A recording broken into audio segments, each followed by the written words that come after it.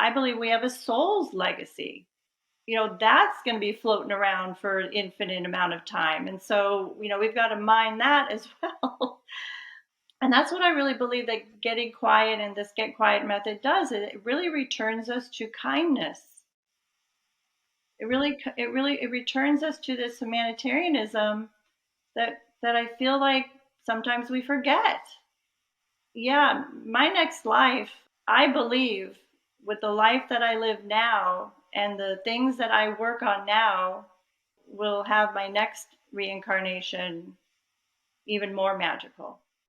Hello and welcome to Get Yourself Optimized. I'm your host, Stephan Spencer, and today it is my pleasure to have Elaine Glass with us. Elaine is a seeker for deep meaning in life and inner peace, and she intuitively knew that finding quiet places within her own mind and environment would allow her to hear her truth and help others do the same. She was on a search for the answers outside herself and expected to find them there, but where she found true peace, solitude, calm, good health, and ultimately her purpose was when she chose to listen to and trust her own voice. Elaine has dedicated her life to showing people how to get quiet and listen to identify their truth, and is passionate about helping people know themselves more fully. She's witnessed hundreds of people within professional and personal relationships thrive because of her methods. Elaine, it's so great to have you on the show. Thank you. Such a warm welcome. Thanks, Stephan. So let's start with your origin story. How did this become a focus for you in life that you wanted to make this your purpose or part of your purpose? Well, the origin story is really, I was a quiet kid. I was a contemplative kid. I loved quiet. I loved quiet spaces. I grew up in beautiful Northern California where the environment was supportive to being in nature. And luckily, I had parents who also supported that part of me. So that's really the origin story. That's where I really felt comfortable in my true nature and really loved it. I had a great childhood, so something was working. But then, of course, as we get older and life gets more complex and we get into relationships and work and kids and all of that, life gets loud.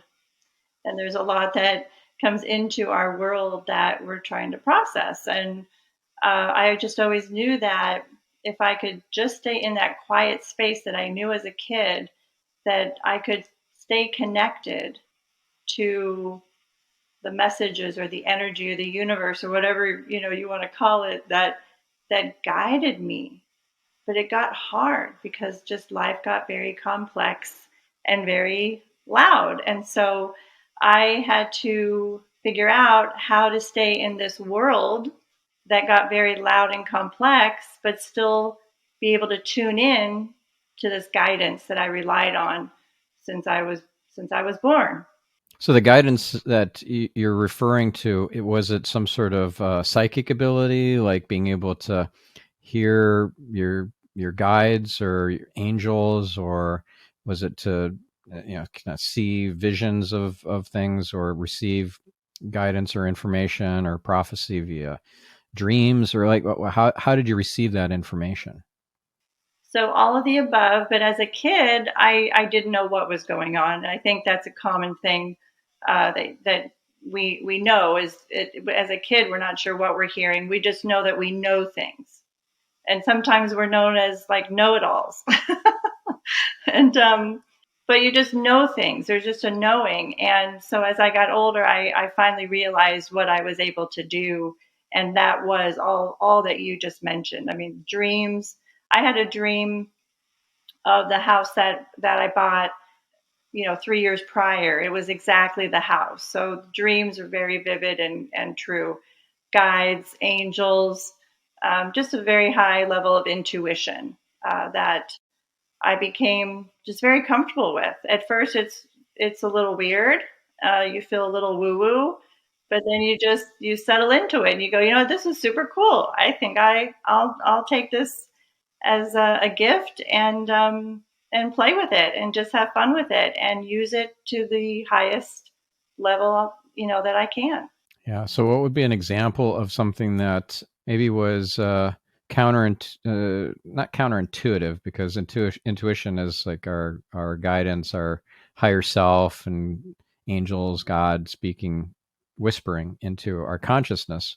So I don't know if counterintuitive isn't the right thing, but something that kind of goes against logic or convention, that you got, that when you followed it, turned out to be an incredible gift and kind of defies the odds and all that sort of stuff. It was something that clearly came from somewhere else besides just logic, your logical brain.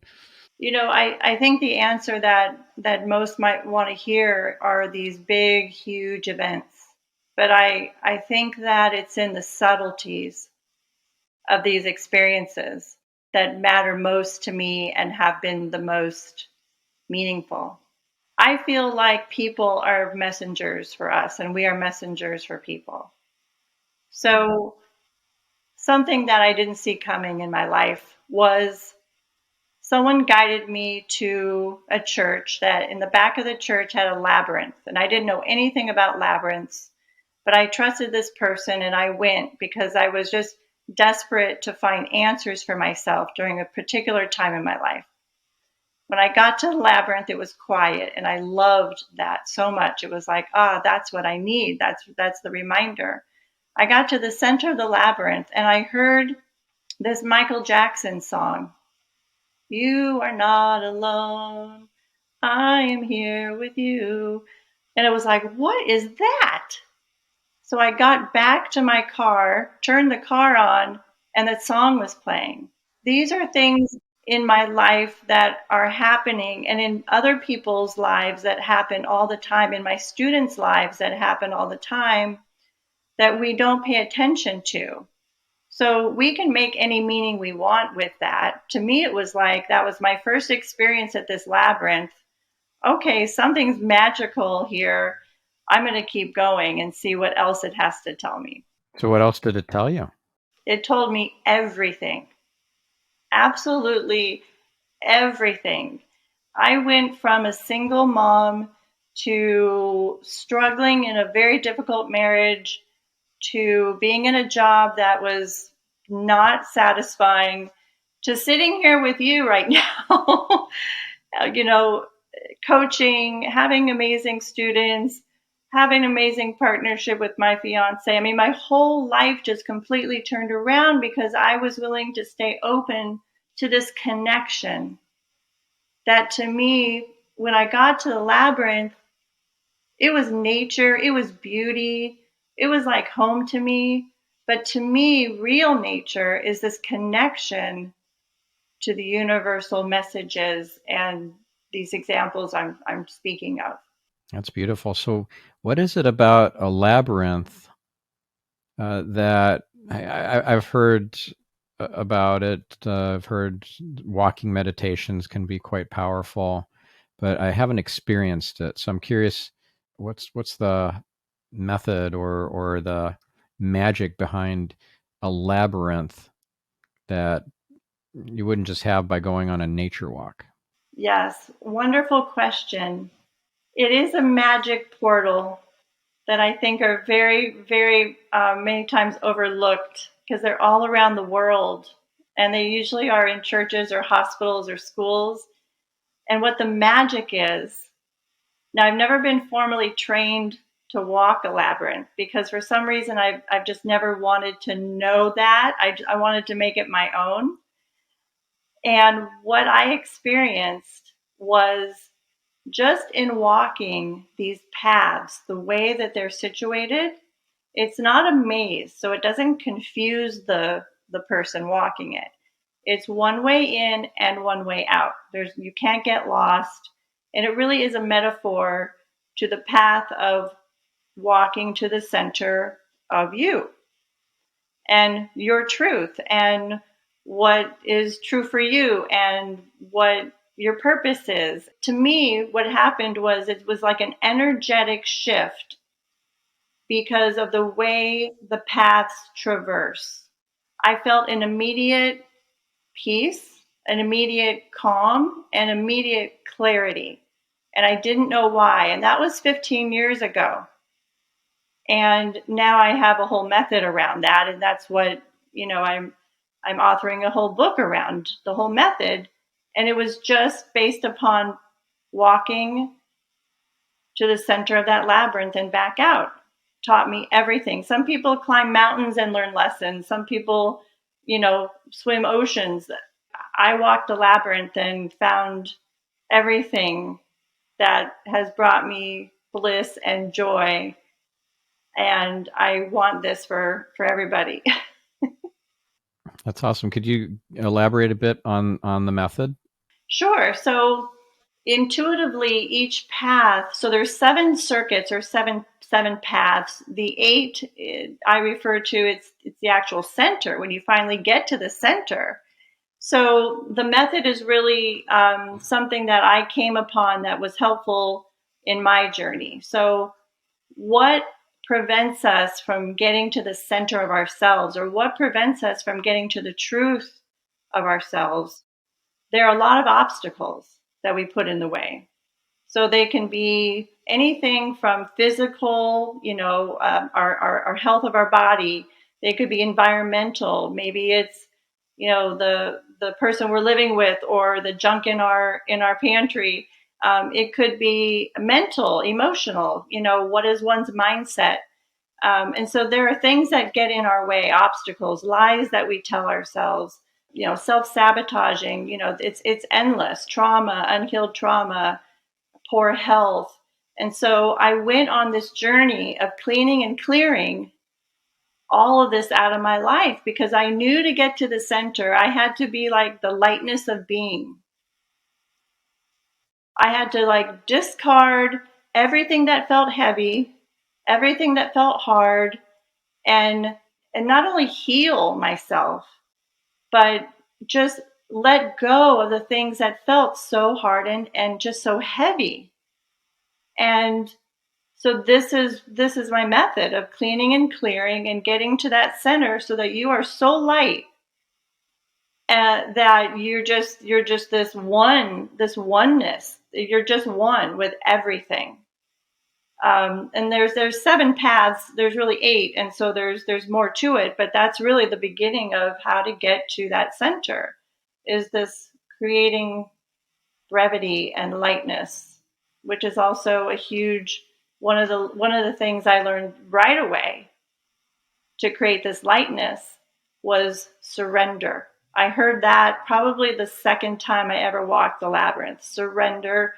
I got to the center. And I heard very clearly, surrender like a duck. And I was like, what does that mean? Well, yeah, a duck.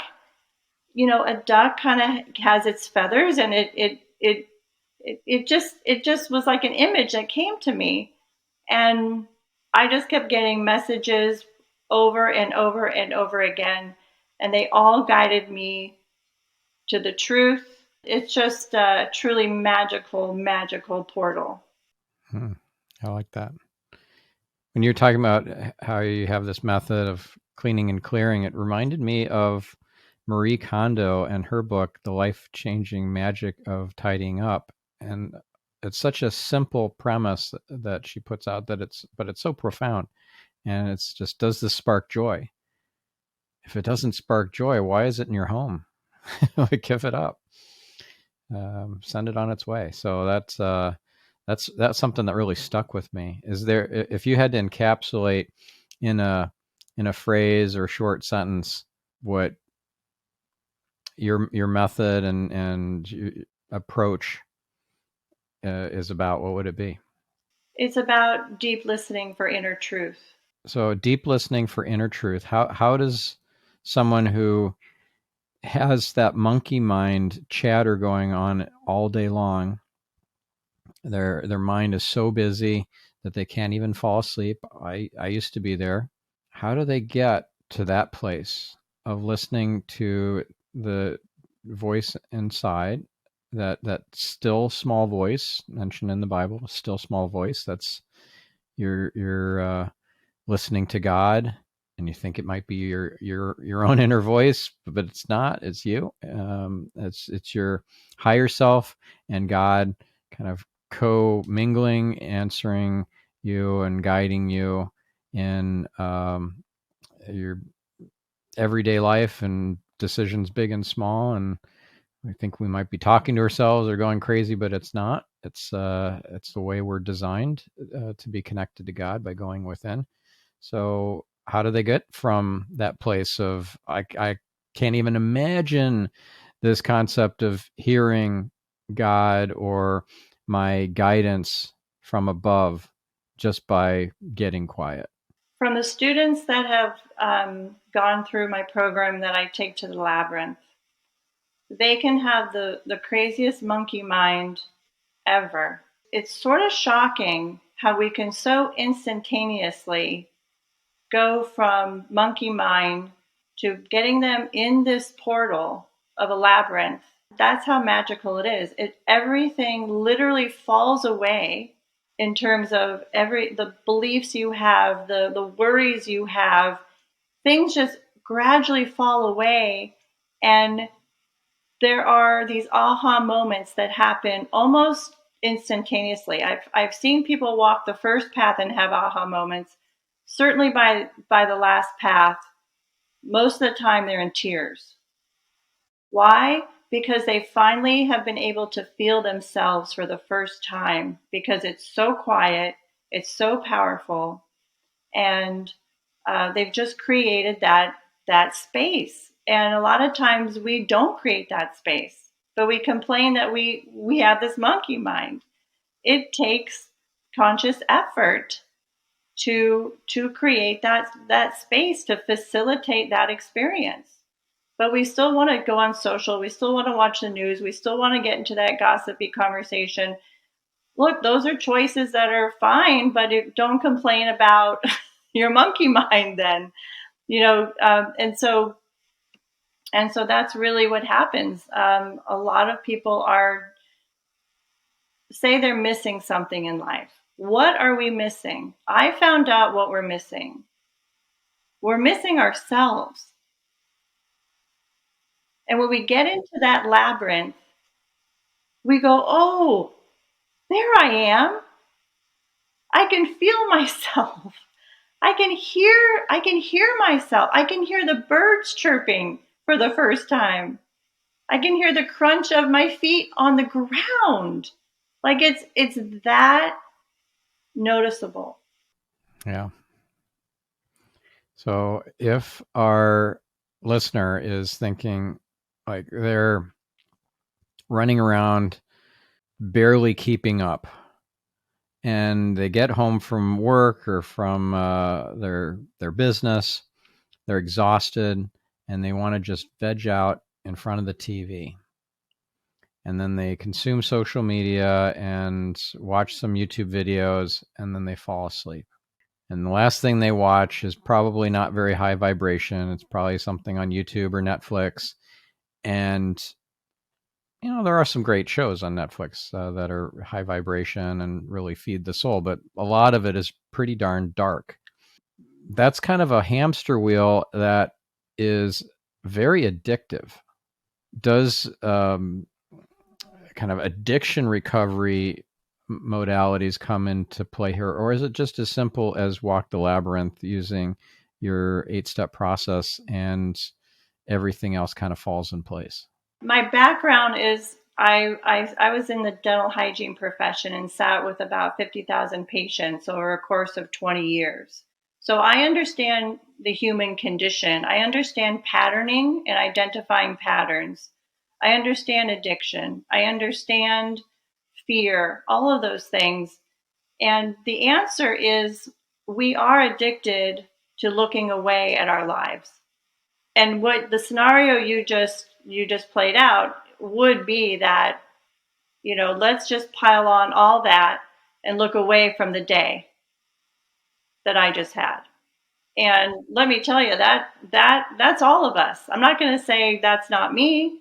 I mean, I love my Netflix and I like my, snowball cookies or whatever, but there has to be a pattern interrupt where you say life has gotten, so bad, or my health has gotten so bad, or my relationships with my kids have gotten so bad there's got to be a pattern interrupt, and I can no longer put this stuff under the carpet anymore and look away. And so the pattern interrupt can be a lot of things. But you have to want it.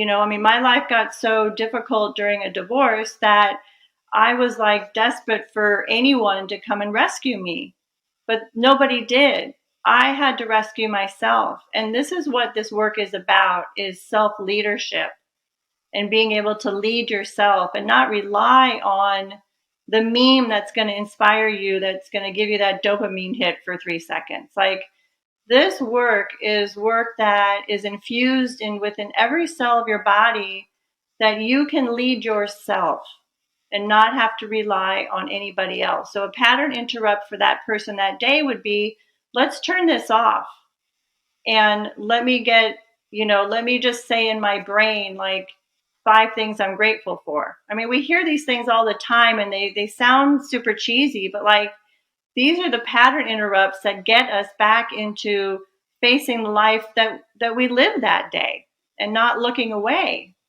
So you mentioned memes. It's one of those things that gets a bad rap. You see some cat photo or something with a silly caption, and then you're on to the next silly thing. But memes can be used for good. They can be quite transformative. There's a professor of memetics, an expert on memes, who defines a meme as a copy me instruction backed up by threats and or promises. So yeah, on the superficial level, some silly chain letter kind of email that makes the rounds years ago. This doesn't really happen these days, but if you don't forward this to 15 friends today, you're going to get 7 years of bad luck. That sort of example of the backed up by threats, and promises would be something like you're going to have good luck, or you're going to meet your soulmate in the next few months or whatever, right? So do you see a role here for memes as a force for good and not just a distraction? If a meme catches you, obviously that's your soul really, really resonating, that, you're any type of attraction like that, any type of pull to any concept, it's definitely worth stopping and pausing and seeing, okay, something's here for me. Let's really take a look at this. I think it's just the constant scrolling of needing like these various hits throughout the day and not going deep with one thought. When I read a book, I read it and go deep with it. And I guess that would be the same, I would say, with a meme. If something really hits you, go deep with it, really sit with it, see how it feels. Why is it something that's hitting you like that? Find the solution or find the meaning behind it, and have that become part of something you believe in for yourself, or something that allows you to create that change or transformation. I'll give a quick example of a meme that I just found out doing a quick search, and it's the caption is, "What do you mean you only live once?" Like YOLO, right? You only live once, and it's a cat. It's like the office cat or whatever, right? Whatever that meme is called, and it's funny because the cats are supposed to get 9 lives, and that's cute. But on a deeper level, so you go below the superficial, and you think, okay, do we really only live once? No, there's reincarnation, and these lessons and unresolved issues and so forth are what we get to carry on into our next life and then next life and so forth. So we get to carry our spiritual lessons, so we don't have to retake the class. We've already learned it. And we also get to carry over the painful karmic debt that we've incurred by being a miserable louse in a past life. And, that we don't get away with that scot-free. We have to be on the receiving end of that to feel what that's like to be, let's say, the recipient of racism instead of the person spouting it. et cetera, et cetera. So I'm curious to hear your take on the whole reincarnation thing. Oh, I love this topic so much. I mean, it's really what grounds me into my own compassion for myself and others, humanitarianism, kindness, because I don't want to come back and be going through the same stuff. I want to take care of as much as I can right now in this life, not only for my legacy here and now in this lifetime, but I believe we have a soul's legacy. You know, that's going to be floating around for an infinite amount of time. And so, you know, we've got to mind that as well. And that's what I really believe that getting quiet and this get quiet method does. It really returns us to kindness. It returns us to this humanitarianism that I feel like sometimes we forget.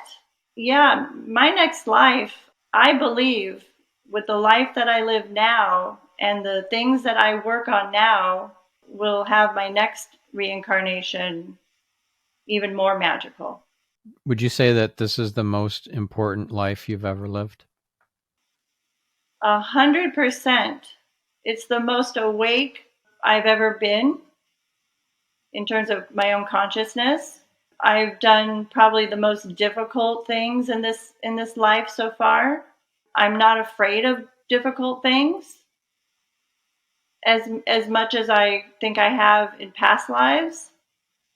The lessons are a lot more clear to me, and I'm so grateful for this experience. Yeah, beautiful. And so if you could share an example of something that maybe spilled over from a past life that needed resolution that you were able to resolve or get closure or get the lesson from finally, what would be an example? So I have a lot of energy around this concept of being alone.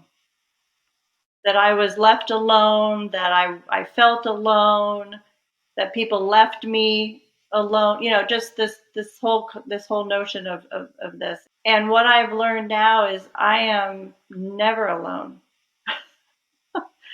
And that doesn't have to be with human beings. I'm not even referring to being with human beings. I am never alone because I know that God is always with me. I know that I am so connected and in tune to the frequency of the universe that alone is it's so magnificent and so supportive and so beautiful and so powerful. And there's so much love there that I know in this lifetime that I've proven that I am not alone. In fact, I am so connected to this beauty. It's beauty itself. And I'm just so grateful that I've learned this lesson. A friend of mine who is in another mastermind. So we met through Genius Network. I'm also in a mastermind called Metal. And in this mastermind Metal, I know a guy who kind of gave me a hard time about something I said. I said that there are no private thoughts. And he said, well, that's a terrifying thought. And I'm curious to hear your take on that.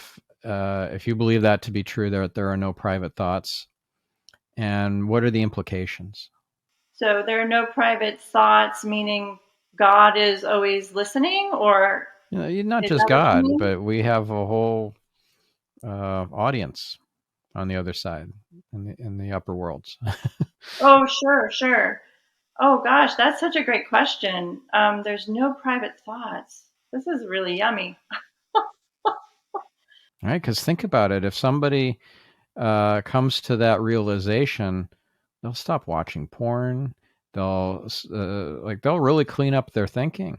If they're lusting after their neighbor's wife, like all that's going to come to a screeching halt if they realize that, hey, they're on display.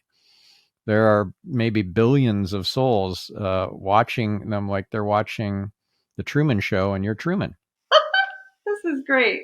Well, first of all, I would say whatever infinite amount of souls are watching and listening and guiding us along with God, and primarily our spirit team, which I think we all have a primary spirit team. First of all, there's only love there. There's no judgment. There's nothing to be scared of.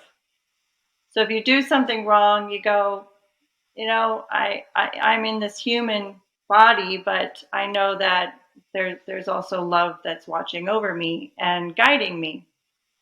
So I think that's really the comfort there, that even if there are all those entities hearing you in those, and nothing is a private conversation or thought, you will only be supported with love and guidance. That's beautiful. And I believe that with my, every fiber of my being. We're loved unconditionally. And so if we're feeling ashamed or guilty about what we're thinking about or what we're watching, consuming, doing, then that's us being our own worst critic, as we're just living our life on this earth school, trying to figure things out as we hopefully get closer and closer to God through the process. But yeah, some people get really wigged out by that concept of what I'm being watched. I have no privacy. Interesting, huh? That's very interesting. That's a great concept for me to do more thinking about. I really love that. So what's your take on unhealed trauma as a teacher? What's the gift in that trauma, and what's the gift in the fact that it hasn't healed yet, and maybe even across lifetimes it hasn't healed? We get the opportunity as humans to feel deeply, because to me healing comes from sitting with it and feeling it. This is how I've done a lot of my healing, is sitting with it for a long time. Sometimes your whole life, but at least looking at it, not looking away from it, and feeling it. I really do think that you can heal when you acknowledge what it is that was traumatic. The lesson is always self-love and compassion and getting closer to God. I mean, I don't want to cut to the chase here, but really that's where we're going. That's where we're gonna end up. And so it's like, how fast can you get there? And all of those lessons and all those hurts are just a reminder. Oh, okay, I know where this is all going to lead, and I'm not going to resist that, because staying in the hurt, staying in the trauma, is that resistance to getting in that space of God's love. Mm-hmm. Yeah, what you resist persists. What we resist, like by feeding it attention, it persists. And this reminds me of a wonderful quote from Neville Goddard about resisting evil versus renouncing evil. Do you know who Neville Goddard is or was? Is. I mean, we all still exist after we pass. We just are on the other side of the veil. But yeah, have you heard of Neville Goddard? I haven't. So, are you familiar with that quote? No, I'm not. Let me read it to you. I love this. I love this quote. There is a great difference between resisting evil and renouncing it. When you resist evil, you give it your attention. You continue to make it real. When you renounce evil, you take your attention from it and give your attention to what you want. Now is the time to control your imagination and give beauty for ashes, joy for mourning, praise for the spirit of heaviness, that they might be called trees of righteousness, the planting of the Lord, that he might be glorified. So he's approximating Isaiah 61:3. Yeah, I love that. Love that. Now, if you take that same concept of not just resisting evil, but renouncing it, and you apply it to everything else that is what you don't want, that's I think one of the core teachings of Abraham, if you're familiar with Esther Hicks channeling these beings that go by the name of Abraham. Are you familiar with Esther Hicks? I am familiar. I have never actually heard them, but I am very familiar with Abraham. Yeah. So this idea of kicking resistance in your path and the law of attraction and what you focus your attention on is what you get more of. It's really true. It's kind of like how the universe works. That's right. I mean, that's exactly how I'm here today. That's exactly what I connected the dots with probably 25 years ago when I first opened up Louise Hayes's book, You Can Heal Your Life. And I had it in my dental hygiene room for 20 years because I needed to understand why people were getting sick, why people were in a state of fear, why were people resisting things, to your point. And so there was this, obviously, then that was my first introduction to the mind body connection. And it was true every single time that I would sit with somebody. And even today, my students, if they have an ailment anywhere, I go straight to the mental emotional. You have to put those two things together, that thoughts create things, whether they're good or not. We can call it manifesting, but it's like, it's such a mindful thing to keep present every day to how you're thinking.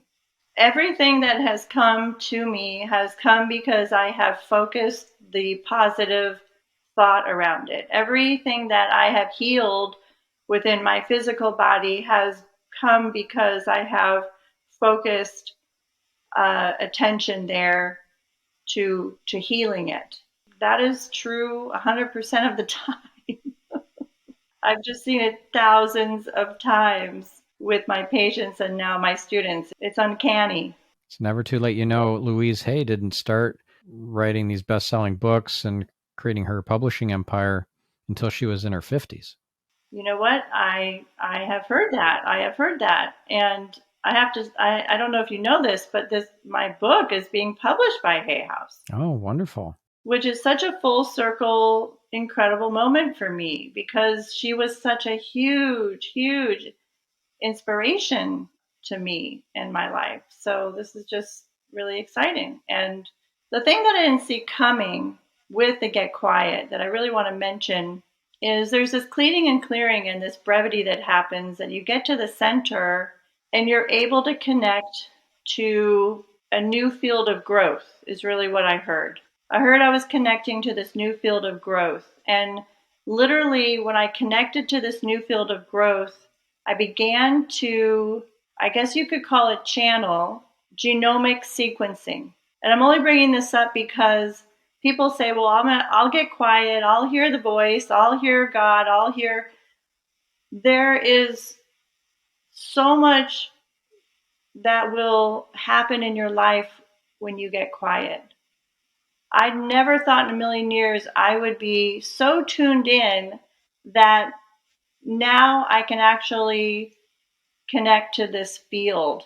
You know, there's a lot of talk about the quantum field. I don't know a lot about it and what a lot of people will talk about it in great depth and length and science, base. But I just know that I started channeling genomic sequencing, and the next thing I had were 8 energy points, and this is all going to be in the book, that lay perfectly on the paths of this labyrinth. And so in the method, you're looking at your life, but you're also healing as well on a cellular level.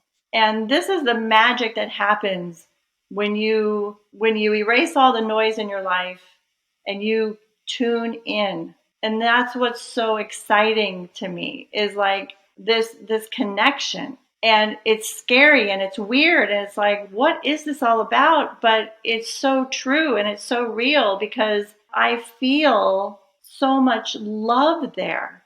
Yeah. We are so loved. We are so guided. Everything is so precisely, divinely orchestrated for our highest and best good.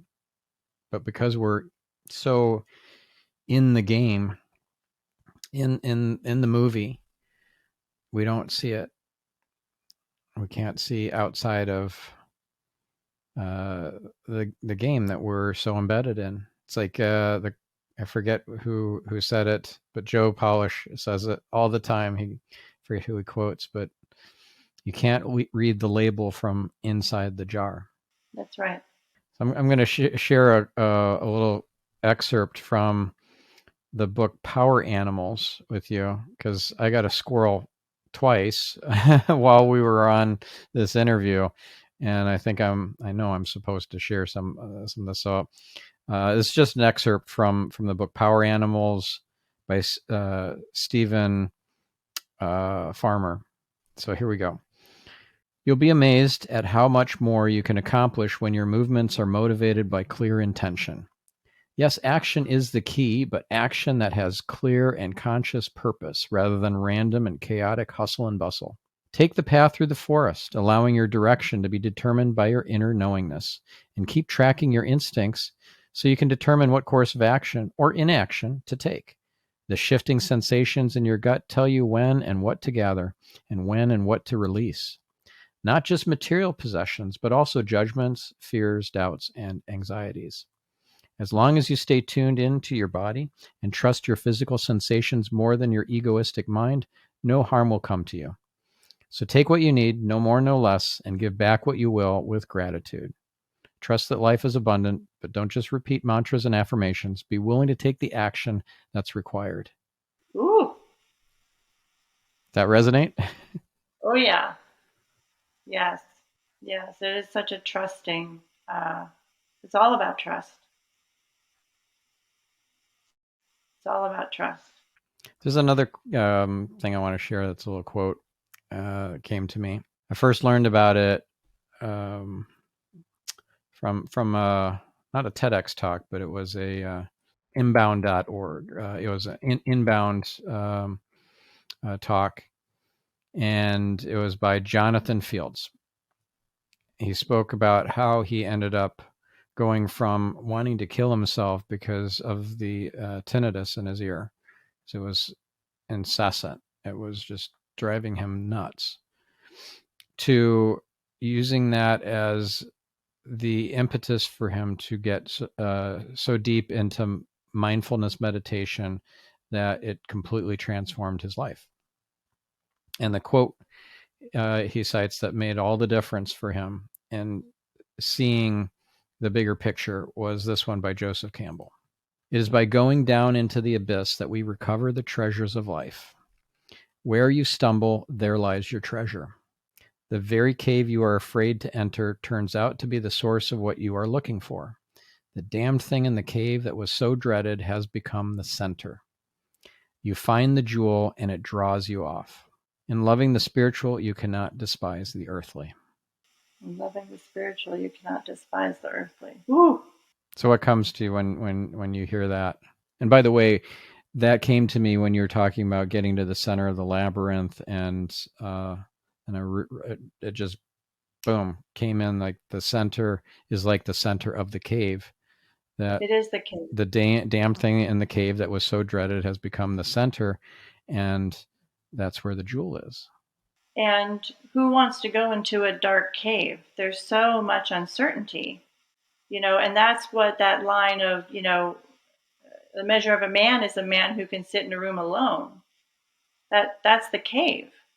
To face his life, to face her life, to ask questions, to feel the feelings, to do the hard work that it will take to finally have that jewel be found.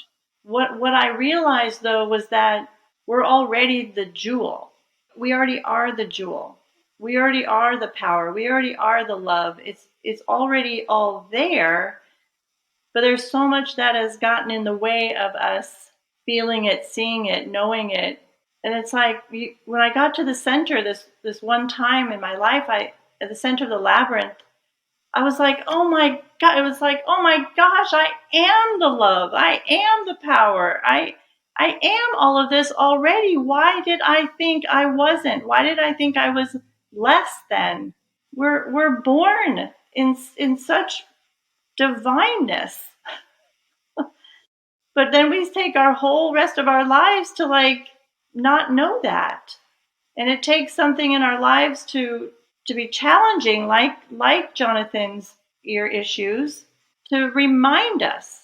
And it's just a reminding. We're just constantly being reminded. And that's what I love so much about this labyrinth is you get to the center and you go, oh my gosh, I already am all of this. Why did I beat myself up for so many years? I should be honoring myself at the highest level. Yeah, yet the veil of forgetting has served us well. It's there for a reason, just like our ego. It's not, our job isn't to crush the ego or kill the ego. Our job isn't to remember all our past lives and every moment, and it's there for a reason. It's part of the gift. It's part of God's creation. It's not something to be tossed out or to be disregarded or disrespected or not wanted. That's right. And what I also found in the center with all this love and power and divineness is the surrender to, we don't choose our purpose in life. I think it's chosen for us. And to be open to that and surrender to that and be curious about that. I think that we try to control and say, well, what's our purpose? Why are we here? Why am I here? What am I here to do? And we all feel lost and stuck. And I've felt all of that. And then when I got really like light and clear and this lightness of being, my purpose just came to me. It was given to me. It was like, no, this is you think it's been all this? No, it's this. It's for you to help the planet. You thought it was this small? It's not. It's this big. Mm-hmm. And you just play with this kind of stuff. You're not scared of it. You just play with it. You have fun, and you take it very seriously at the same time. And so that's why being with you here today, allowing me to have this message on a platform such as yours is a thrill for me. And my purpose thanks you. Well, my purpose thanks you too. And one last quote I'll leave us with. Marianne Williamson said that our deepest fear is not that we are inadequate. Our deepest fear is that we are powerful beyond measure. It is our light, not our darkness, that most frightens us. Awesome. So if we were to want to send our listener, our viewer, to a particular resource or to learn more of your method, to work with you, to maybe do a workshop, retreat, whatever kind of coursework you might have, where should they go, and what do you recommend they do next? They can visit me at elaineglass.net. There's a free download that they'll get right away for sharing their email with me. And we keep in close contact. I've got a Get Quiet community. So we do a lot of fun things. We meet in person. We also meet online. And so it's very vibrant. And I would love people to share in that community. Awesome. And we'll put the links in the show notes, not just for what you just mentioned now, but everything that we've talked about in the episode we'll include in the show notes for this episode. Thank you so much, Elaine. And thank you, listener. Go out there and make it a fantastic week. Reveal lots of light. Make a difference in the world. We'll catch you in the next episode. I'm your host, Stephan Spencer, signing off.